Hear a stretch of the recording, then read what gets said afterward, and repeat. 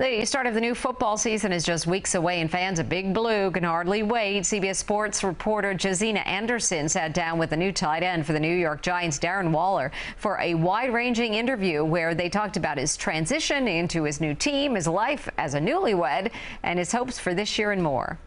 So we are standing by with new Giants tight end Darren Waller joining us here at the Giants facility. Appreciate you joining me. No problem, no problem. So I was looking over your career last night, and you've definitely endured like a lot of instability and change when you're just thinking about the amount of coaches you've been through with Gruden, Bisaccia, McDaniels, and now Dable, obviously going through the injuries with the ankle, the knee, and the hamstring, change agents and all that other stuff. So I feel like fans sometimes out there take for granted just what upheaval does to a player. So can you just put in your own words how you feel like it impacted you from an inconsistency standpoint, change, and just how upheaval impacted your overall life? Yeah, I mean, anytime you're something like a trade happens, you're uprooted from your comfort, your routines, things that you're used to doing. You can kind of predict things, you know how to react to certain things. But when you're put in a new environment, those things change. You got to figure out where the cafeteria is at. You got to figure out where the meeting rooms are,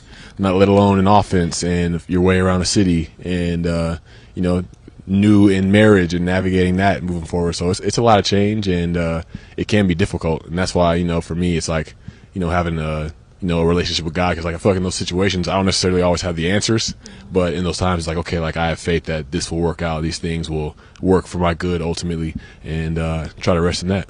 I love that. I love that. And speaking of marriage, I know that you were very adamant that nothing was going to stop you from getting married to Kelsey Plum during the bye week last year. And I'm just curious from a personal standpoint, how did marriage just even settle you and just, participate in your evolution and progress as a man? Yeah, I mean, it gives you a lifelong partner, somebody that's in your corner, no matter if you go out there and every pass hits off your chest and hits on the ground. You got somebody there that doesn't care about those things. They care about you, love you unconditionally, and you navigate the challenges of life just as friends, as lovers, as partners. And I don't think there's anything that's more valuable than that. And it gives me an opportunity to grow in leadership. I feel like in football, I always questioned like where my role in leadership came, but as I've realized like that I lead in my marriage, I feel like I've been able to become more comfortable in finding my leadership niche as a teammate on the Giants. Oh, that's interesting. So you feel like just kind of adopting and finding your role in the household has allowed you to kind of grow into that role on the field. Yeah, I feel like you start there, and it trickles into every other part of your life. So I feel like your marriage, like if your marriage isn't going that great, it's going to affect the rest of your life. Because that's the main thing. That's the priority, and I feel like my marriage has been so like productive and so helpful and so challenging in a positive way that it translates into other areas of my life. And speaking of marriage, obviously you had a very fruitful relationship with Derek Carr, 1,100 plus seasons back to back, 2019, 2020. But now you've got that new connection with Daniel Jones. And I'm curious, what excites you about your connection with Daniel, or even just surprised you about DJ when you came here? Yeah, I mean, I feel like just watching like on TV, I feel like Daniel's he's like a focused guy. Really probably more quiet, a little bit more introverted, but you see like his personality come out with guys that he's around and that he trusts and that he is working with and working towards a common goal with. And it's really been fun. There's no real ego involved with him. He's working hard. He's trying to just get to the solution, like whether it's something that he may have to do different, something that I may have to do different, whatever it takes for us to get to where we want to go and make a play work, make a drive work. He's all about it, and I love his attitude. Okay, but I mean, there has to be something that surprised you, or maybe because he's so low key, I feel like he tries to shy in terms of, showing some things to us or what have you. So is there something that you can share that you, just seen from him behind the scenes where you're like, oh, no, people don't know about that side about you, DJ. You know what I'm saying? No, he's a funny dude, man. He's got funny. Chris Rock funny or like. I feel like Chris Rock in his own lane, but Daniel's funny, man. He jokes around like. Or Seinfeld funny. No, I mean he just got his own style, and he's authentic, and and guys feed off of that. You see his personality really starts to bubble. Okay, well, speaking of just personalities, I'm curious what stands out to you about your relationship with Brian Daboll. Obviously, you've had your own relationships before with other coaches too.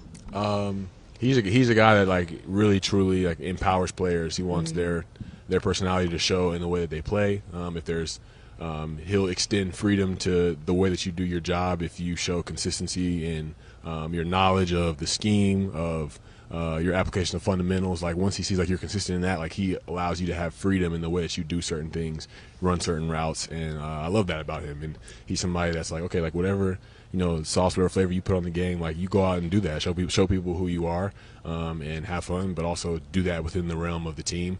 And I feel like that's what inspires guys, and that's why you see a season like last year that the Giants had. So who do you feel like prior to coming here you had your best relationship coach-wise with?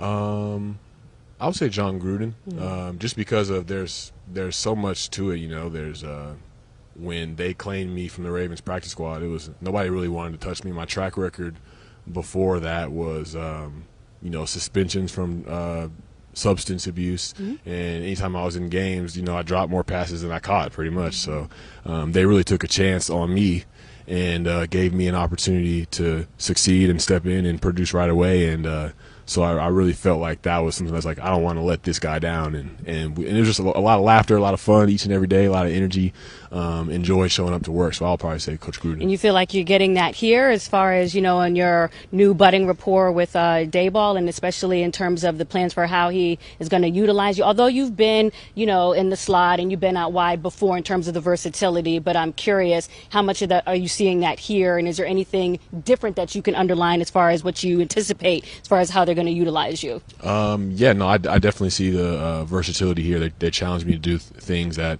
you know, things I've done in the past, but also things that I've never done before, like? Which is, you know, there's different routes that have like different options and different choices on them. So it's more so about reacting as maybe like having a predetermined route when you get to the line of scrimmage. So in certain cases, there's some things like, okay, I've done that before, but sometimes it's like, oh, there's just some things that I have to learn, but I feel like I thrive with new challenges and new opportunities. So I've really enjoyed it. You know, they really want to use me, maximize me, and I'm all about whatever load they want to give me on this team. I'm gonna, you know, take advantage of it. So what pressure do you feel then to stretch the defense, you know, as far as just opening up this passing game, especially when you think about it in terms of, you know, the wide receiver core not having as many nationally known names, you know, not that they're not good in their own right, but from that aspect, as far as on you to really not just open it up as a tight end, but also as a, you know, a wide receiver threat?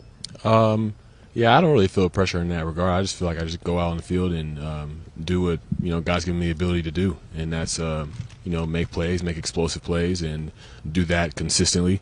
And you know, I'm excited to do that. Like you said, the receivers have shown immense ability in training camp to go out there and make those explosive plays. So it's really going to be a mixture of guys that does it. I'm going to do my part, and whatever they ask from me, I'm going to do it to the best of my ability. But other guys are definitely going to help shoulder that load as well. So now that you're healthy, I read how you were just talking about that, being healthy for the first time, coming into camp and all this other stuff. So what new heights can you achieve personally, if it's been in that 1,100 plus realm, you know, for you from a receiving standpoint or whatever else? You know, how you were talking about sauce earlier, like how might we see just a new level of Darren in New York? Yeah, I mean, there's it's very possible. I mean, the approaches I took into seasons like 19 and 20 were not necessarily like I need this number of catches, this number of yards, this number of touchdowns. It's like, how can I consistently, from a play-to-play basis, show up, present myself open to the quarterback, and make a play. And those things just stack up over time and create those seasons. And then you look back on those seasons that were 1,100 and you see, oh, man, I would have caught that. That would have been a 70-yard touchdown. Like, you see, like, okay, this could have been like 1,300, 1,400. So it's never really about the statistical goals for me. It's really more so about you know, what I'm embodying every time I step on the field. And if I'm in that space and just present to the moment, I feel like I'm capable of great things. It's okay to say I'm going to get 1,500 yards, 15 touchdowns. I mean, it's okay. You're with JoJo. It's okay. Okay. But look, you know, obviously I just want to wrap up on a couple things here. You're in New York. It's a whole new town for you. I mean, what's been the coolest aspects about just being in this city that you can share? Don't worry, the coach is not going to watch this interview, so you can just go ahead and tell me. For me, I'm more chill. So I have a view. I'm in Weehawken. And I have a view of like Midtown Manhattan from my balcony at my condo, and I love sitting out there and just chilling. And then so you just sit on the balcony, that's it? Yeah, kick it. I'll go somewhere. I'll go somewhere and eat with a couple guys on the team. But yeah, I don't really do a whole lot. Okay, that's fine. And then I'm just curious, lastly, what message do you have to send out there to people who, maybe just feel like the Giants last season or, maybe overperformed or what have you, and there's been so many, stars that have been gathered up on different teams. So what message do you have to send to the rest of the league about what the Giants are capable of this season? I mean, the Giants are capable of great things. The Giants are capable of great balance from offense to defense throughout the team, from an offensive standpoint, running the football, passing the football. I mean, every chance we step on the field, we believe that we have a chance to win. We feel like we can win that game. So whatever that ends up looking like record-wise, it's tough to win in this league, but you're going to get a team that puts forth great effort, that's demanding greatness, and from there, I feel like we have a good chance to do whatever we want to do. All right, well, from Mr. I Just Chill on My Balcony, Darren Waller with Josina Anderson, back to you guys.